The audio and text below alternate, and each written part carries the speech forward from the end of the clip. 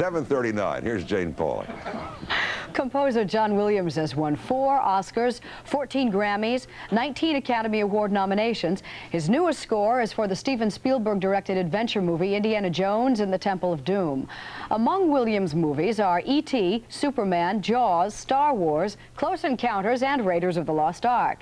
Now, as we see scenes from those films, listen to the musical themes the whole world knows.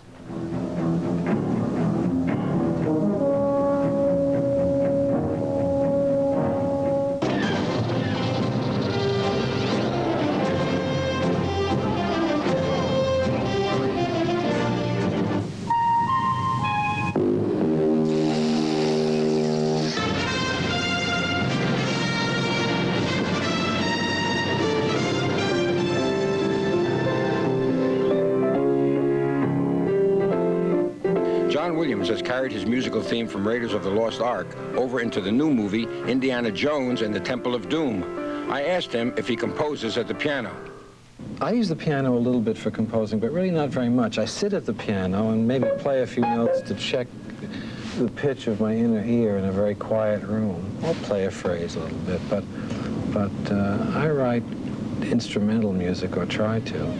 So you sit down with a pad and paper, pad, yeah. And you write the music, and you hear it inside your own head. Aided by the piano. If I wander, if my ear is imperfect and I've wandered off, I'll check it. But if not, I can sit for hours quietly and scribble. Not always happily away, but hopefully. Do you jump out of the bathtub and say, "Eureka! I've got this great theme"? I wait for that feeling. But it really doesn't come. I have to sell myself on the idea. Play it over in a lot of keys, orchestrate it, work with it, look at the film and sort of sing it to myself.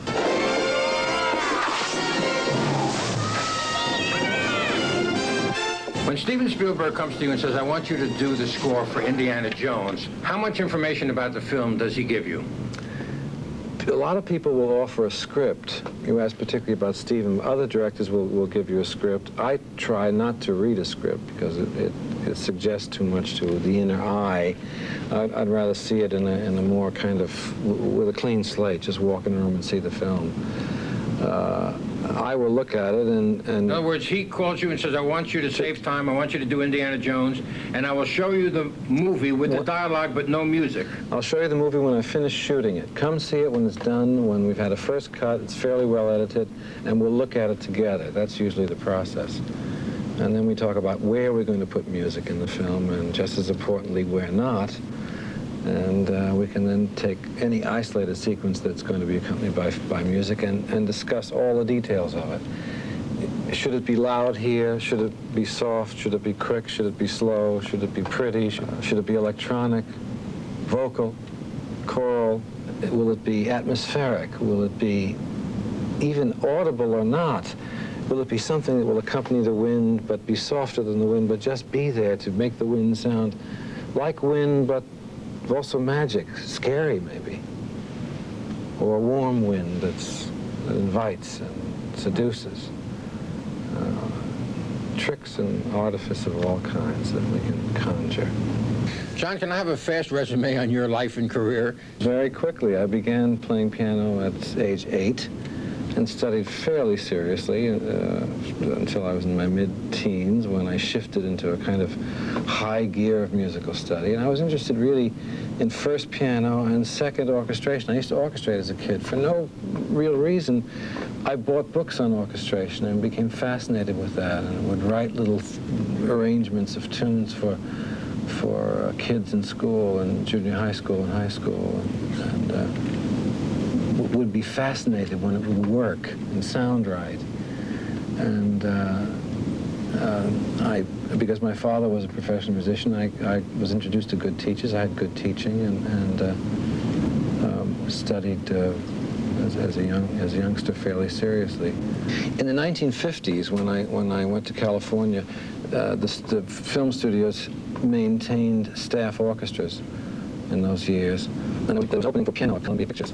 So I auditioned for that and I was there for 2 years as a member of the orchestra.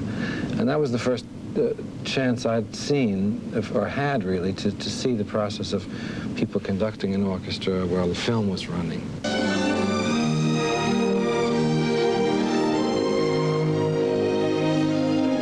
Suppose you were a critic 50 years from now, and you had to go back and pick out the beacons in John Williams' film scores.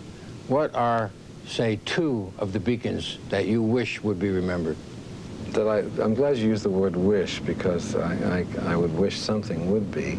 So little of anything ever is, and whether or not it deserves it, I wouldn't want to comment. But if I could wish that anything would be, I think probably Close Encounters. Some of the music in that picture I like a lot.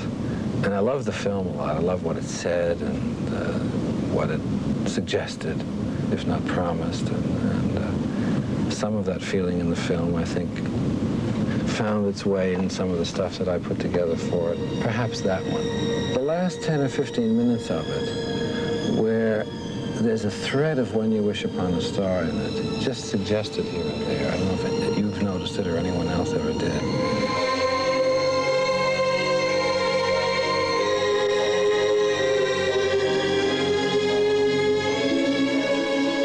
The music that accompanies the leaving of the little space visitor, when he comes out and touches the people that he meets, and they go back into the ship, and the doors close, and the ship goes up.